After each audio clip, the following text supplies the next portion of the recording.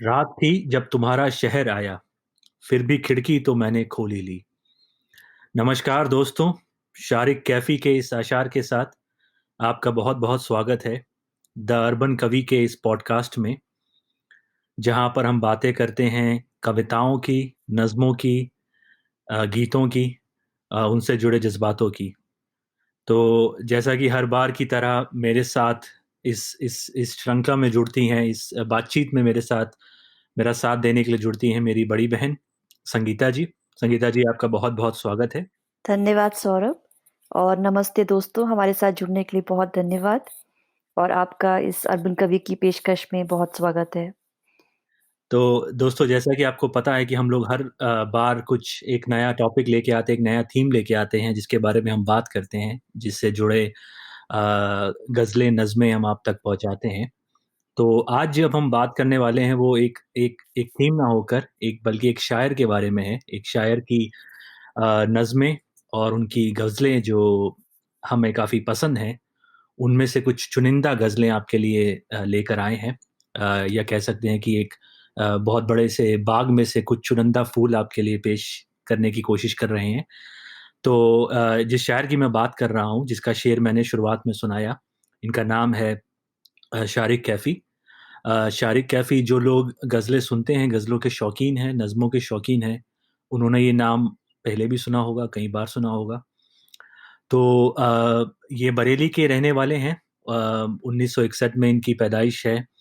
बरेली उत्तर प्रदेश में हुई थी और हमने इन पहले एपिसोड में भी इनके बारे में ब्रीफ़ली बात की थी, मतलब उनकी गज़ल शेयर की थी आपके साथ। तो बहुत ही मैंने उस समय भी ये कहा था और आज फिर दोहराऊँगा उस बात को कि इनकी ख़ासियत ये है कि बहुत ही सादा लिखते हैं। बहुत ही सरल शब्दों का प्रयोग करते हैं, जिसकी वजह से रिलेट करना कविता से काफ़ी ईज़ी हो जाता है। और एक एक अच्छी बात ये है कि बहुत बहुत सटल चीज़ें आपको, बहुत सटल इमोशंस जो हैं, कई बार जिसको व्यक्त करना बहुत मुश्किल होता है, उसको बहुत सरल शब्दों में ये अपने गज़लों और नज़्मों के माध्यम से आप तक देते हैं। तो तो इससे पहले मैं शुरू करूँ, संगीता जी, आप कुछ ऐड करना चाहेंगी इनकी तारुफ़ में? नहीं सौरभ, मैं बस अपने दोस्तों को यही बताना चाहूँगी कि शारिक कैफ़ी जिनके बारे में सौरभ बात कर रहा है, उनका परिचय भी तुमने ही कराया था और तुम्हारे थ्रू ही मैंने उनकी पहले कविताएँ पढ़ना शुरू किया। और जैसे कि सौरभ ने कहा, जैसे तुमने कहा, बहुत ही सादे शब्दों में लिखते हैं। जो बात हमारे लिए कहना मुश्किल होता है, उसको बहुत आसानी से कह देते हैं। और कभी-कभी मुझे ऐसा लगता है कि कोई बात ऐसी जो हमें पता भी नहीं होता हम सोच रहे हैं, उस बात को भी वो पकड़ लेते हैं और उस बात को भी बहुत खूबसूरती से बयाँ करते हैं। इसके बारे में हम इस एपिसोड में और बात करेंगे, पर सौरभ, मुझे लगता है कि तुम्हें ये एक्सपीरियंस शायद हुआ होगा। बिल्कुल, बिल्कुल। तो आज जो जिस जिस गज़ल के साथ मैं एक शुरुआत करेंगे और उससे शायद सुनने वालों को अंदाज़ा होगा कि हम जिस चीज़ की बात कर रहे हैं, वो किस तरह से उनकी उनकी शायरी के थ्रू निकल के आता है, उसके बारे में हम लोग बात करेंगे। और तो आज मैं एक गज़ल के साथ शुरुआत करना चाहूँगा ज़रूर। शायरी कह जी की। तो गज़ल कुछ इस तरह से है कि यूँ भी सहरा से हमको रग़बत है। रग़बत कहते हैं रुचि को या इंटरेस्ट को। तो यूँ भी सहरा से हमको रग़बत है, बस यही बेघरों की इज़्ज़त है। क्या बात है! उम्र भर जिसके मशवरों पे चले, उम्र भर जिसके मशवरों पे चले, वो परेशान है तो हैरत है। बहुत खूब। ये जो एक शक्ल मिल गई है मुझे, ये जो एक शक्ल मिल गई है मुझे, ये भी आईने की बदौलत है। बहुत अच्छे। अब सँवरने का वक़्त उसको नहीं, अब सँवरने का वक़्त उसको नहीं, जब हमें देखने की फ़ुर्सत है। बहुत अच्छे। सैरे दुनिया को आ तो जाओ मगर, दुनिया की सैर के लिए कह रहे हैं आ तो जाओ। सैरे दुनिया को आ तो जाओ मगर, वापसी में बड़ी मुसीबत है। क्या बात है! बहुत अच्छे, बहुत अच्छे। कह कहा मारने में कुछ भी नहीं, कह कहा यानी ज़ोर से हँसने में, कह कहा मारने में कुछ भी नहीं, मुस्कुराने में जितनी मेहनत है।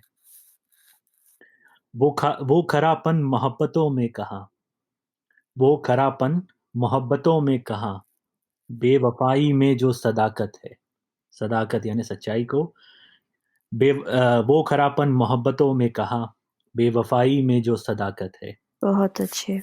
ये तेरे शहर में खुला मुझ पर, ये तेरे शहर में खुला मुझ पर, मुस्कुराना भी एक आदत है। क्या बात है! बहुत अच्छे। और आखिरी अशार ऐसा है कि ये मेरा खुद माफ़ करिएगा, ये मेरा खुद से दुश्मनी रखना, ये मेरा खुद से दुश्मनी रखना, असल में आपकी हिमायत है। बहुत अच्छे, बहुत खूब।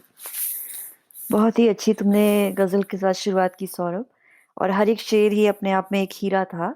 लेकिन मैं तुमसे जानना चाहूँगी कि तुम्हारा पसंदीदा शेर, इसके बारे में कुछ बात करो, या कोई शेर तुम्हें ख़ास पसंद आया इस गज़ल का? बिल्कुल, एक तो मुझे एक सारे जैसा आपने कहा कि एक से एक अच्छे शेर हैं, बहुत सादे हैं और हर हर हर चीज़ में एक नई बात हो रही है, हर एक शेर में। तो एक एक ख़ास तौर पे जो मुझे जब मैंने पहली बार पढ़ी थी, जो मुझे पसंद आया वो ये कि ये जो एक शक्ल मिल गई है मुझे, ये भी आईने की बदौलत है। बदौलत है ये। वाह! तो बहुत अच्छे। ये जो एक उनका डिस्क्रिप्शन है, ये कहने का तरीका और देखिए अब शायरी में क्या है कि इतना ज़्यादा इंटरप्रिटेशन के लिए ये ओपन है। हाँ, हम जिस तरह से पढ़ते हैं, जो भी हमारा एक्सपीरियंस रहता है और हमारी जितनी समझ है, उसके हिसाब से उतनी ही उसकी परतें खुलती हैं। तो तो हम हमारे लिए हर एक शेर एक नया मायना लेके आ सकता है।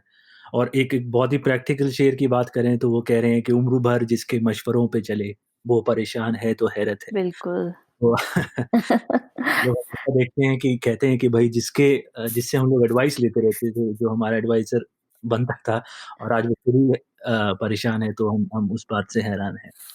तो और ये तुमने आपका कोई बहुत अच्छी बात कही कि जैसे शेर जो भी तुमने सुनाए जितने सारे, हाँ जी, उसमें हमारी जो हमारे एक्सपीरियंसेस होते हैं, हम उनको जोड़ते हैं शेरों के साथ, और वो उस शेर का एक नया मतलब या एक शेर का नया इंटेंशन बाहर निकल के आता है, जो शायद लिखने वाले ने भी सोचा ना हो। लेकिन जब बिल्कुल, हम उसे अपनी ज़िंदगी में अप्लाई करते हैं, तो वो एक नया मतलब अख्तियार करता है। बिल्कुल, बिल्कुल। तो आपका कोई पसंदीदा शेर है इसमें से? तो मुझे, जैसे तुमने कहा, सभी शेर मुझे बहुत अच्छे लगे, और ये जो तुमने सुनाया अभी कि अ, वो परेशान है तो हैरत है, ये प्रैक्टिकल शेर है।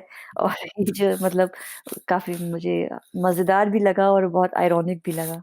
बिल्कुल हर एक शेर ही बहुत अच्छा था।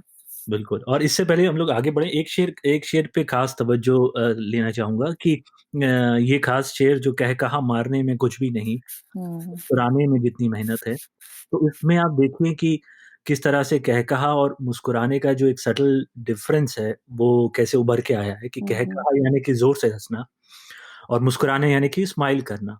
तो कहकहा मार के हँसना और मतलब ऐसा ज़ोर से चीख के हँसना में कह रहे हैं कि उसमें मारने में कुछ भी नहीं है। मतलब इंसान फेक लाफ्टर या सुपरफिशियलिटी के साथ तो हँसा जा सकता है, लेकिन मुस्कुराने में जितनी मेहनत है, एट लीस्ट मेरा ये इंटरप्रिटेशन था जब मैंने पढ़ा शेर को। हाँ, नहीं, सही कह रहे हो। हाँ, तो इस तरह से नगीने जोड़ के जो ये अपनी पूरी ग़ज़ल तैयार करते हैं, ये बिल्कुल। अंदाज़ है।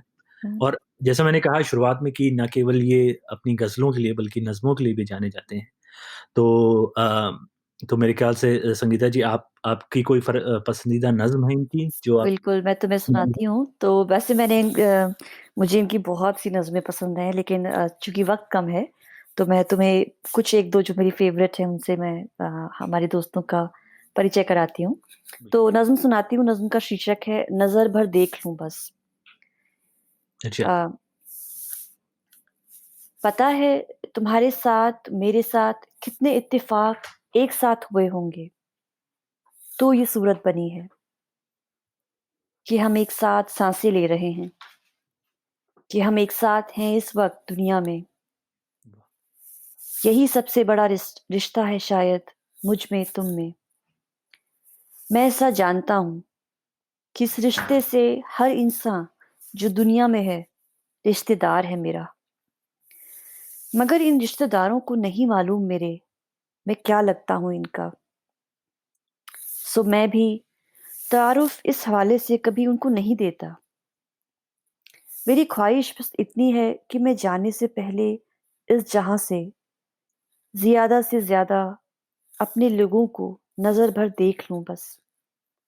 तो छू कर देख लूँ बस। समझ में आ गया अब, शहर से शाम तक मैं किस लिए सड़कों पे फिरता हूँ। मैं खिड़की से लगी एक सीट की खातिर सफर में किसी बच्चे की सूरत क्यों जगरता हूँ। वाह! क्या बात है! बहुत ही खूबसूरत। बहुत ही खूबसूरत नज़्म है। और सौरभ, इसमें एक बात मैं तुम्हारा मतलब शायरी कैफ़ी को और लोग जब पढ़ेंगे, तो उन्हें महसूस होगा कि उनकी बहुत सारी नज़्मों में एक थोड़ा-सा दुःख का भाव है। लेकिन ये जो एक नज़्म है ख़ास तौर पे उनकी, उसमें एक बच्चे सी मासूमियत है, एक एंथुसियाज़्म है दुनिया की तरफ। तो ये इसलिए ज़्यादा अपीलिंग मुझे लगता है कि है लोगों के लिए। हालाँकि हर एक इमोशन का ही अपनी जगह है दुनिया में, लेकिन ये जो एक बच्चे वाली मासूमियत है ना, दुनिया में हर कोई रिश्तेदार है मेरा इस नाते से। तो मुझे मतलब वाक़ई में बहुत बहुत अच्छी लगती है। बिल्कुल, बिल्कुल और बड़े स्तर पे देखें तो कहीं न कहीं एक तरह से एक ह्यूमैनिटी की बात करें या ह्यूमन हाँ, रेस की बात कर रहे हैं कि कैसे उसको अलग-अलग शब्दों में ढाला जा सकता है। एक शायर का ये कहने का तरीका है और बहुत ही खूबसूरती के साथ वही चीज़ अ, वो उन्होंने जताई है, उन्होंने बताई है कि कैसे हमारा एक ह्यूमन रेस के साथ एक एक कनेक्शन है। ये बिल्कुल। हैं तो कहीं न कहीं मेरा एक नाता है उनके साथ। इसी सिलसिले में मैं तुमसे कह रही थी, मैंने जो पहले तुमसे कहा कि हमें जो कभी-कभी हमें पता नहीं होता कि हम ये बात सोचते हैं या सोच रहे हैं या सोच सकते हैं। बिल्कुल, तो वो इसीलिए कहते हैं ना हिंदी में कि जहाँ ना पहुँचे रवि वहाँ पहुँचे कवि। बिल तो ये सोच ऐसी है, शायद हमें किसी दिन बहुत अच्छा लगता है, धूप में बैठे हों सर्दी में, मीठी-मीठी धूप आ रही हो चेहरे पर, तब मन में जो एक सुंदर सी फीलिंग होती है, हुँ, उस हुँ। तरह की फीलिंग ये जगाती है ये नज़्म मेरे मन में।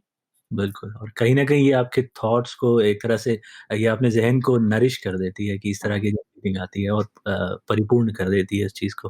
बिल्कुल। तो बहुत ही खूबसूरत नज़्म आपने सुनाई और सिलसिले को आगे बढ़ाते हुए अब हम नज़्म से एक बार फिर से गज़ल की ओर रुख करते हैं।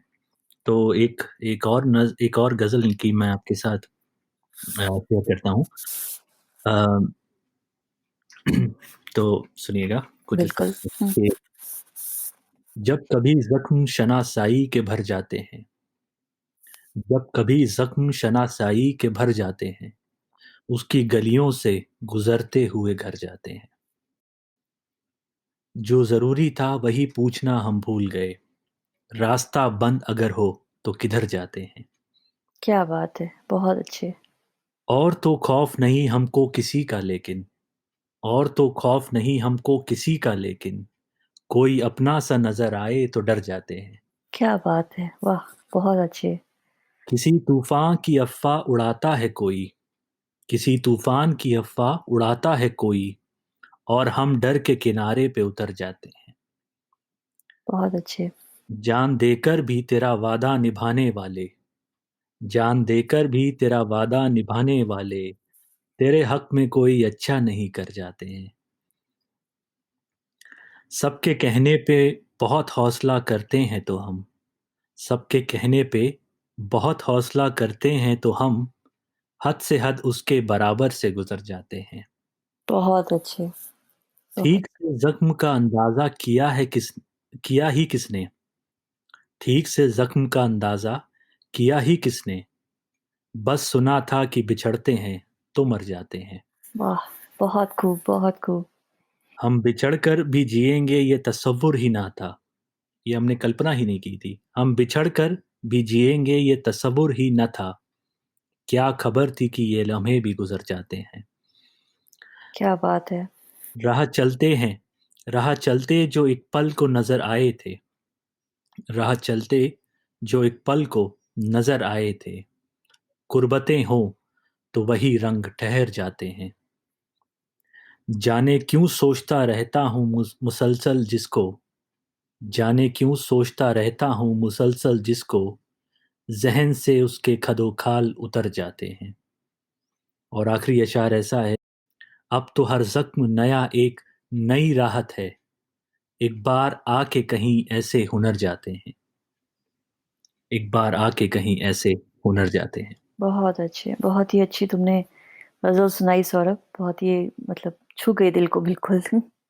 बिल्कुल। और देखिए कि इसमें भी ऐसे ही है कि हर एक शेर जो है एक अपनी कहानी बोल रहा है, एक नया जज़्बात लेके आ रहा है ग़ज़ल में, एक नया रंग ले रहा है।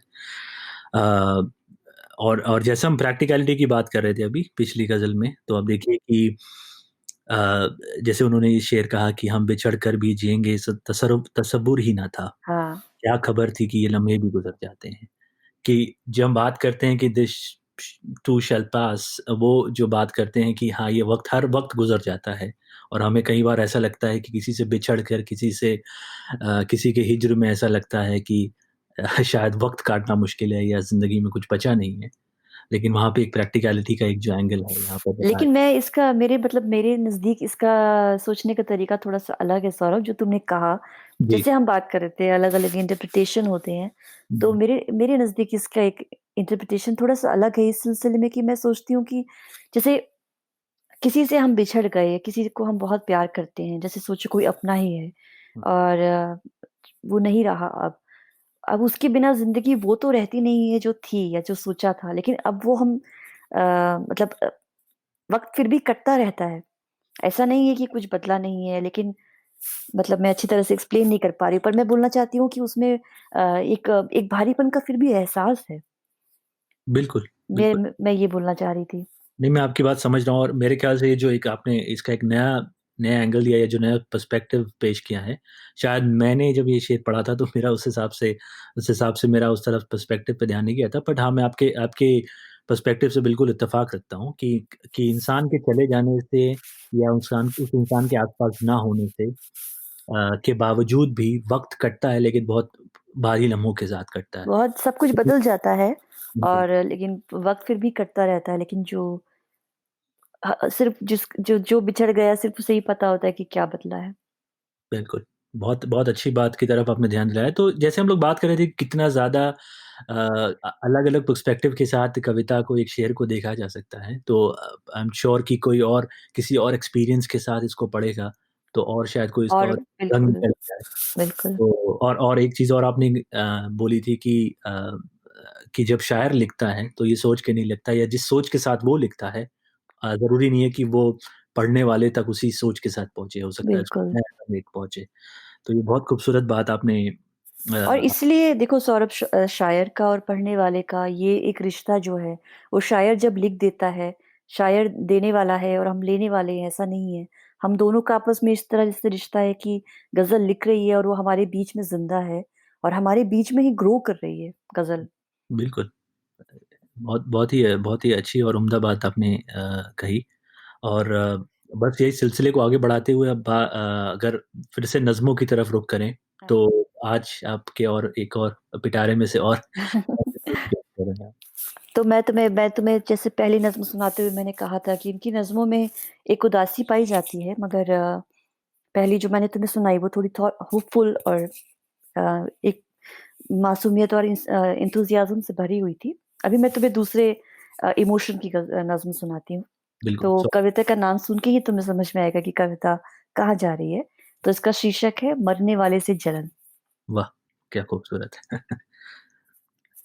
ज़रा सा गम नहीं चेहरे पे उनके, मियाँ सर पर कोई रुमाल ही रख लो, उन्हें तो मौत आना ही नहीं है। वही ताने, वही फ़िक्रें, अभी तक मेरा पीछा कर रहे हैं हर जनाज़े में। मैं अपनी चाल की रफ्तार थोड़ी और कम करके निकल आता हूँ बाहर भीड़ से और रुक कर एक दुकान पर सिगरेट जलाता हूँ। जनाज़ा दूर होता जा रहा है। ये सब क्या है? अदाकारी नहीं आती मुझे तो क्या करूँ मैं? और सच बात कह दूँ तो मुझे पागल समझ लेगी ये दुनिया। हाँ, ये सच है, मुझे रत्ती बराबर गम नहीं होता किसी की मौत का। और ये भी सुन लो, मेरी जिस मुस्कुराहट पर यहाँ नाराज़ हैं सब, सबब इसका जलन है, जो मैं महसूस करता हूँ किसी भी मरने वाले से। घुड़न होती है मुझको सोचकर कि मैं जिस इम्तिहान के खौफ से बेहाल और बेचैन फिरता हूँ, वो ये साहब जो कांधों पर हैं, उनका हो चुका और मेरा बाकी है। वाह! क्या बात है। बहुत ही खूबसूरत, बहुत ही बहुत ही मेरी पसंदीदा नज़्म है सौरभ, ये जी। जो मैंने तुम्हारे साथ शेयर किया आज।